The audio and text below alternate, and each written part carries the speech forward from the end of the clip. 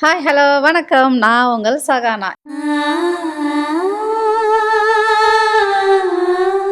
நேயர்களே, நம்ம ஒவ்வொரு டைமும் ஒவ்வொரு வீடியோவில் வந்து செக்ஸ் பற்றி தான் நம்ம பேசுகிறோம். இன்றைக்கும் வந்து நம்ம அதை பற்றி தான் பேச வரோம்.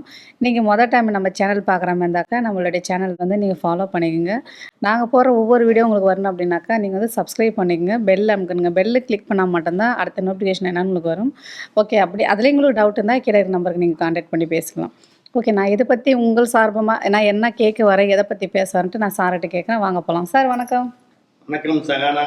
எப்படி இருக்கீங்க சார்? நல்லா இருக்கேன். சூப்பராக இருக்கேன் சார். நான் மகிழ்ச்சியா இருக்கேம்மா. சொல்லுமா. ஒரு நல்ல கேள்வியோடு இன்றைக்கி நான் வந்திருக்கேன். நல்ல கேள்வி.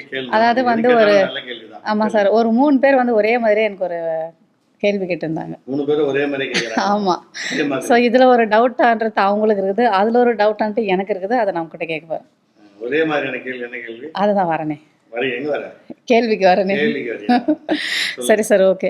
இப்போ என்ன அப்படின்னா, ஆண் பெண்ணு செக்ஸ் வச்சுக்கிறாங்க இல்லையா? இப்போ செக்ஸ் வச்சுக்கும்போது வந்து அந்த ஆணுடைய விந்து வருதுங்க இல்லைங்களா? விந்து, அந்த விந்து வந்து எவ்வளோ எந்த அளவுக்கு வந்து விந்து வெளியே வருது அப்படின்றது எப்படி நம்ம தெரிஞ்சுக்கணும் அப்படின்றது ஒரு கேள்வி. நான் தெரிஞ்சு நான் என்னதான் சொன்னேன், நேர்கள் அவங்க சார்பாக தான் சொன்ன கேட்க வந்திருக்கு நான். அதாவது வந்து அந்த விந்து வந்து ட்ராப்பாக வருமா, இல்லை நிறைய வந்து ஒரு ஃபயர் அடிக்குமா, இல்லை கொஞ்சமாக இருக்குமா, அதை அளவு எடுத்து பார்க்கலாமா, எடுத்து பார்க்க முடியுமா, அதுக்கப்புறம் இல்லை அந்த பெண்களோட உள்ளே விடும்போது வந்துட்டு அதிகமாகிட்டு அது ரிட்டன் வெளியே வருமான்றது ஒரு கேள்வி. டவுட் அவங்களுக்கு இருக்குது, அவங்க சார்பாக நான் கேட்குறேன். அந்த டவுட்டு நீங்கள் என்ன கிளியர் பண்ணுங்க. அதாவது விந்து வந்து எவ்வளோ இருக்குது? ஆமாம், எவ்வளோ இருக்குது, அது ஒரு அளவு இருக்குதுங்களா? ஆமாம் ஆமாம். ஸோ 1 மில்லி 2 மில்லின்னு வருது இல்லைங்களா?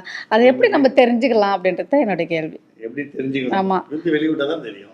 அது எப்படி எடுத்து பார்க்கணும்? கையில் எடுத்து பிடிக்குமா, இல்லை டப்பாவில் வச்சு பிடிக்குமா? ஆமாம். அதாவது சகானாவுடைய கேள்வி அருமையான கேள்வி சார். பெரும்பாலும் ஆண்களுக்கு விந்து வெளிப்பாடு, விந்து வெளியே வரும்போது அந்த விந்து வந்து கொஞ்சமாக வருதா அதிகமாக வருதா அது சில ஆண்களுக்கு வந்து தெரியாது. ஏன்னா அந்த விந்து எங்கே போகுது அப்படின்னு பார்த்தீங்கன்னா, கணவன் மனைவி இல்லறத்தில் ஈடுபடும் போது அந்த பெண் உறுப்பில் விந்துகள் போயிடுது. அப்போ அந்த விந்து எவ்வளோ வந்துச்சு, 1 ml 2 ml 3 ml இல்லை 5 ml எவ்வளோன்னு யாருக்குமே தெரியாது. அது எவ்வளோன்னு தெரிஞ்சுக்கணும் அப்படின்னு சொல்லி கமெண்டில் நம்ம சகானாட்ட கேள்வி கேட்குறாங்க. அருமையான கேள்வி, அதுக்கு உண்டான பதில் நான் சொல்ல கேளுங்க. விந்து என்பது உடலை பொறுத்து, உணவை பொறுத்து, ஆண்மையை பொறுத்து. விந்து என்பது உணவை பொறுத்து, உடலை பொறுத்து, ஆன்ம சக்தியை பொறுத்து தான் விந்துடைய அளவே வரும். இப்போ பார்த்தீங்கன்னா ஒரு சிலருக்கு வந்து மனைவி கிட்ட சேரும் போது மனைவி சொல்லுவாங்க, ஏங்க விந்து விட்டுட்டீங்களா விடலையா அப்படின்னு அவங்களுக்கு டவுட் இருக்கும். அவங்களுக்கே தெரியல. ஏன்னா அந்த விந்து நிறையா வராது. நிறையா வரும்போது அது வெப்ப உடம்பு, நம்ம உடம்பு ஆண்களுடைய உடம்பு வெப்ப உடம்பு. இப்போ நிறையா வரும்போது என்ன ஆகும் அப்படின்னா, சூடாக போய் பெண் உறுப்பில் விழும்போது விந்து விட்டுட்டாருன்ற ஒரு உணர்ச்சி பெண்களுக்கு தெரியும். இல்லை ஆண்கள் உச்சக்கட்ட அடைவாங்க. ஆண்களும் உச்ச அடையும் போது அவங்களுக்கு அந்த விந்து ஃபயர் ஆகும். அப்போ அவங்களுக்கு அந்த விந்து போகிறது பெண்களுக்கு தெரியும். சில பெண்களுக்கு வந்து பார்த்தீங்கன்னா, விந்து விட்டுட்டியா அதுக்குள்ளே எனக்கு வந்ததே தெரியலையே அப்படின்னு சில பெண்களும் கேட்பாங்க. சில ஆண்களும் கேட்குறாங்க, நான் விந்து விட்டுட்டேனாமா எனக்கே தெரியல அப்படின்னு சில கேட்பாங்க. விந்து ட்ராப்பாக வர ஆண்களும் இருக்காங்க. அதிகப்படியாக 1 ml 2 ml வர ஆண்களும் இருக்காங்க. 5 ml வர ஆண்களும் இருக்காங்க. 5 ml தெரியுமா உங்களுக்கு? வந்து பார்த்தீங்கன்னா பாட்டிலில் பிடிச்சிங்கன்னா அந்த குழந்தைங்களாம் நம்ம டானிக் ஊற்றுனா பார்த்தீங்கன்னா 1 ml 2 ml ஒரு கோடு போட்டு பிளாஸ்டிக் மூடியில் பார்த்தீங்கன்னா உங்களுக்கு தெரியும். 1 ml இருக்கும், 2 ml இருக்கும், 3 ml இருக்கும், 5 ml வரைக்கும் இருக்கும். 5 ml உள்ள ஒரு ஆண்கள் முழுமையான ஆண்மகன், ஸ்ட்ராங் பாடி. ஓகே, விந்து நல்லா ஸ்ட்ராங்காக ஸ்டோரேஜ் ஆகிருக்கும். அந்த ஸ்டோரேஜில் வந்து பார்த்தீங்கன்னா உணர்ச்சிகள் அதிகமாகும் ஆண்களுக்கு. இப்போ விந்து வந்து பார்த்தீங்கன்னா 1 ட்ராப் 2 ட்ராப் வரவங்களுக்கு விரைப்புத்தன்மை குறையா இருக்கும். இப்போ விந்து எவ்வளோ நம்ம பார்த்தீங்கன்னா, ஒரு நாள் கணவன் கொண்டாந்துருவார் மனைவிகிட்ட, ஒரு நாள் கணவன் மனைவிகிட்ட கொண்டாந்துட்ட பிறகு மறுநாள் சேர முடியாது. ஏன்னா அந்த விந்து அவருக்கு ஸ்டோரேஜ் இல்லை. ஆனால் அதே மறுநாள் விந்து ஸ்டோரேஜ் ஆனவங்க வந்து பார்த்தீங்கன்னா உணர்ச்சிகள் அதிகமாகும். ஒரு நாள் மறுநாள் அதுக்கு மறுநாள் அப்படி செஞ்சுனே இருக்கிறவங்களுக்கு உற்பத்தி அதிகமாக இருக்குது. இப்போ ஒரு நாள் செஞ்சவங்க மறுபடியும் 10 நாள் வரைக்கும் மனைவிட்டு டச்சே பண்ணாமல் இருக்கிறவங்களுக்கு பார்த்தீங்கன்னா அந்த விந்து ஸ்டோரேஜ் கம்மின்னு அர்த்தம். ஆனால் விந்து வந்து ஸ்டோரேஜ் ஆகி போச்சுன்னா உணர்ச்சியை அடக்கி வைக்கவே முடியாது. எப்படியாவது அந்த விந்தை வெளியே விட்டே ஆகணுன்றதால மனைவிட்ட உணர்வு கொள்ளுவாங்க. அப்போ விந்து வந்து பார்த்தீங்கன்னா பலவிதமாக இருக்கு. ஒரு டிராப் உள்ளவங்களும் இருக்காங்க. ஒரே டிராப் தான் வந்துச்சு, அதுக்கப்புறம் எனக்கு விந்தே வரல. அவங்களுக்கெல்லாம் வந்து பார்த்தீங்கன்னா இனப்பெருக்கத்துக்கு தகுதி இல்லாதவர்கள். எதுக்கு இனப்பெருக்குன்னா என்ன? தெரியல சார் எனக்கு. என்னம்மா இனப்பெருக்குன்னா குழந்தை பிறப்பதற்கு. ஓகே. ஒரு கணவன் மனைவி சந்தோஷமா இருந்தால் அடுத்த நிகழ்வு என்ன நடக்கணும்? குழந்தை பிறக்கணும். இனப்பெருக்கம், குழந்தை உண்டாகணும். அப்போ குழந்தை உண்டாக என்ன வேணும்? விந்து வேணும். அந்த விந்து எப்படி இருக்கணும்? நிறையா இருக்கணும். வேல்யூம் 1 ml 2 ml 3 ml 5 ml வரைக்கும் 5 ml சொன்னோம்பா 4 பாயிண்ட் 3 பாயிண்ட் இதெல்லாம் இருந்துச்சுன்னா குழந்தை பிறகு தகுதி உள்ளவங்க. ட்ராப்பாக வருது, எனக்கு விந்து வந்து நான் மாஸ்டர்பேஷன் பண்ணி நான் விந்து லேபில் கொடுக்க எனக்கு விந்து வரலன்ற சில ஆண்கள்லாம் இருக்காங்க. விந்து லேபில் செக் பண்ண சொல்லுவாங்கம்மா, உங்களுக்கு கவுண்டிங் எவ்வளோ இருக்குன்னு செக் பண்ணணும், உங்கள் உயிரணுக்களுடைய பர்சன்டேஜ் பார்க்கணும், நீங்கள் போயிட்டு விந்து வந்து பரிசோதனை பண்ணுறதுக்கு டாக்டர் வந்து எழுதி கொடுத்து அனுப்பிடுவார். இவரும் லேபுக்கு போயிடுவார், பார்ப்பாரு, விந்து வரவே வராது. அப்போ லாஸ்ட்டாக ரோடு ட்ராப் வரும். அது எத்தனை மாதிரி லேபில் கொடுப்பாரு. அவங்க சொல்லுவாங்க, இந்த விந்தில் வந்து லேபில் செக் பண்ணவே முடியாது, இது பத்தாது, நீங்கள் வந்து ஒரு மினிமம் ஒரு 2 ml 3 ml வேணும், நீங்கள் போய் இன்னொரு நாளைக்கு வாங்கன்னு சொல்லி அனுப்பிடுவாங்க. இல்லை இன்னொரு முறை எடுன்னுவாங்க. அது இன்னொரு முறை பார்ப்பாரு, வரவே வராது. சளிச்சு போய் விட்டுட்டு செக்கப் பண்ண ஒன்று வேணாலும் ஓடி வந்துடுவார். நிறைய ஆண்கள் இது மாதிரி இருக்காங்க. ஆண்களுக்கு விந்து உற்பத்தி குறைவு. இப்ப விந்து பெண் உறுப்புகளை போயிடுது, நீங்க சொல்றபடி போயிட்டா எவ்வளவு வச்சு தெரியாது, தெரியல. ஆனா நிறைய பெண்கள் கரெக்டா சொல்லுவாங்க, விந்து ஃபுல்லா பெட் எல்லாம் நனைஞ்சு போச்சு. எங்க நனைஞ்சு போச்சு? பெட் எல்லாம். ஆமா, நீ ஏஞ்ச உடனே கணவன் ஏஞ்சிட்டு போயிடுவாரு, பார்த்தா அந்த பிள்ளைக்கு எல்லா விந்து வெளியே வந்து நினைஞ்சிடும். அப்படி இருக்கிறவங்களுக்கு விந்து உற்பத்தி அதிகம்.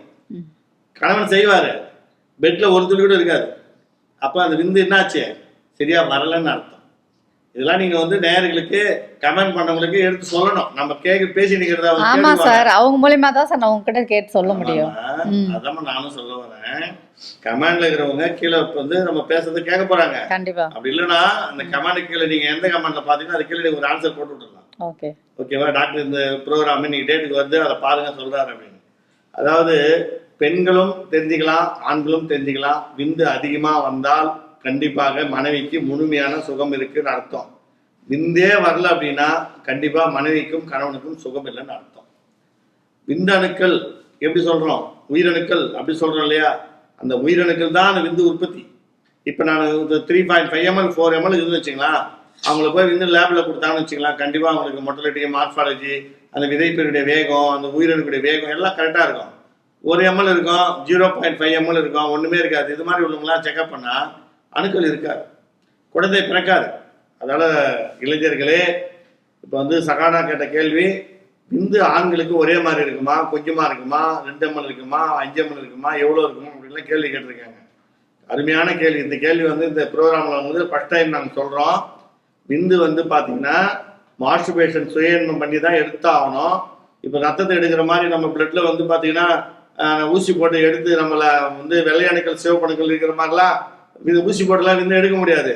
உணர்ச்சி வந்து உணர்ச்சியின் மூலியமாக மாஸ்டர்பேஷன் சுயன்மம் பண்ணி அதுக்கப்புறம் நீங்கள் திரும்ப விந்து வெளியே கொடுத்து லேபில் போய் செக் பண்ணிங்கன்னா மட்டும்தான் உங்களுக்கு உயிரணுக்கள் இருக்கா, பர்சன்டேஜ் இருக்கா, மார்பாலஜி இருக்கா, அது வேல்யூம் இருக்கா, பஸ்ஸில் இருக்கா, எல்லாத்தையும் சொல்லுவாங்க. அப்போ உங்கள் விந்துக்கள் ஆண்களுக்கு ஒரே மாதிரி இருக்காது. உணவை பொறுத்து, மன வலிமையை பொறுத்து, ஆண்மையை பொறுத்து தான் விந்துடைய அளவு இருக்கும். நல்ல ஆண்மகனாக இருந்தாருன்னா கண்டிப்பாக 4 ml 5 ml கண்டிப்பாக இருக்கும். அதில் உயிரணுக்கள் இருக்கும், குழந்தை பிறக்கும். இந்த 0.5 1 ml 1.5 ml இதெல்லாம் உள்ளவங்களுக்கெல்லாம் வேல்யூம் கண்டிப்பாக குறைய அவங்களுக்கு ஆண்மை கம்மியாகவும், நரம்பு தலைச்சிருக்கும், உயிரணுக்கள் இருக்காது, குழந்தை பிறக்காது, வருஷங்கள் கடந்து போகும். அதனால கண்டிப்பாக நீங்கள் வேல்யூம் கம்மியாக இருக்கு, எனக்கு பற்றாக்குறையாக இருக்குது, எனக்கு விந்தே உற்பத்தி இல்லை அப்படின்னு யாராவது இருந்தால் நான் முழுமையான சிகிச்சை இந்த விந்த உற்பத்தி ஆகிறதுக்கு புரியுதுங்களா, லேகியமாக தரோம், சூர்ணமாக தரோம், மாத்திரையாக தரோம். ஏற்கனவே சொல்லியிருக்கேன். அமுக்கரா கிழங்கு, நிலப்பான கிழங்கு, பூமி சக்கரை கிழங்கு, கருடங்கிழங்கு, கோரைக்கிழங்கு, பூனைக்காளி விதை, ஓரிதை தாமரை, நீர்முள்ளி விதை, ஆல விதை, அரச விதை, அத்தி விதை, இலந்தை விதை, முருங்கை விதை, இது மாதிரி நிறைய விதை, ஜாதிக்காய், மாசிக்காய், கடுக்காய், இது மாதிரி இயற்கையான முறையில் விந்து உற்பத்தி ஆகிறதுக்கெல்லாம் பொடி வச்சுருக்கோம், பவுடர் வச்சுருக்கோம், டேப்லெட் வச்சுருக்கோம், லேகியம் வச்சுருக்கோம். இதெல்லாம் நீங்கள் சாப்பிட்டீங்கன்னா விந்து அதிகமாக உற்பத்தி ஆகும். கையில் அப்படியே வந்து விந்து அப்படியே விட்டிங்கன்னா கையில் குட்டியாக நிற்கும், அது மாதிரி விந்து வரும். அந்த விந்து ஒரு பெண்ணை சந்தோஷம் வச்சுக்கலாம், நீண்ட நேரம் செய்யலாம், குழந்தை பிறக்கும். ஆனால் அது மாதிரி நிறைய ஆண்களுக்கு இல்லை. அது மாதிரி நிறைய ஆண்கள் இந்த ப்ராப்ளம் இருந்தால் Arunachaleswara herbal care private limited என்னுடைய மருத்துவமனைக்கு வாங்க. நான் கொடுக்குற அந்த கேப்சூல், லேகியம், சூரணம், மாத்திரை எல்லா வடிவிலையும் தரேன். இதை நீங்கள் கரெக்டாக ஃபாலோ பண்ணிங்கன்னா குழந்தை பிறக்கும். ஒரு முறை 2 முறை சந்தோஷமாக இருக்கலாம். உறுப்பு வலிமையாக நிற்கும்.